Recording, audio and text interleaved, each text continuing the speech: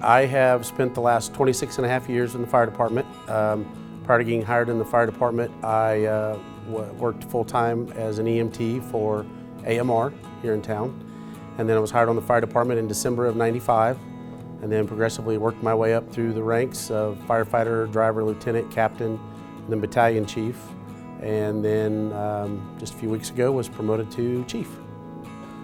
Actually, I really, growing up, didn't have a lot of interest in the fire department. After I graduated high school, I went to the University of Kansas, was studying business administration and accounting there. I came home for the summer and I was starting to get into a lot of accounting classes, and I realized that maybe that wasn't the direction I wanted to go. And I think that's when I first brought up to my dad that I might have some interest in the fire department. He was very supportive. You know, he had never mentioned it to me, but once I brought it up to him, he was very supportive. And it turned out at the time, a very good friend of his was the fire chief, Randy Curry, and went in and had a talk with him, and he told me that same thing, he wanted me to finish school, that I was too far along, and that then he would be very supportive of having me apply for the department. It's always been important to me, you know, with this job, with this career, you spend a lot of time away from your family.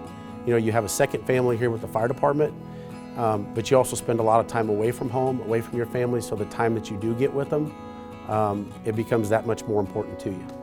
There's a lot of things I like. I think sometimes people, even that have lived here their whole lives, we kind of tend to look for some of maybe the negatives or what maybe we don't have compared to maybe some bigger cities. But I think there's a lot to do here. Like I said, my family's always been involved a lot with sports. And Topeka is a great sports town, whether it's with Washburn or with the high school sports.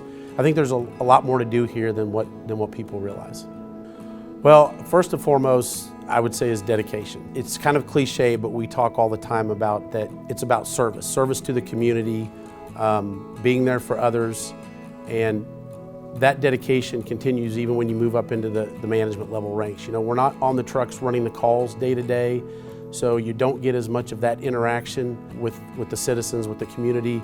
But I look at, not only do we have a responsibility to run the day-to-day operations of the fire department and administer policies and procedures, but we're also a support function. Our primary mission, in my opinion, is to make sure in every way that we can that the men and women out there on the trucks that are running those emergency calls have the proper resources that they need to provide that level of service that the community expects and deserves.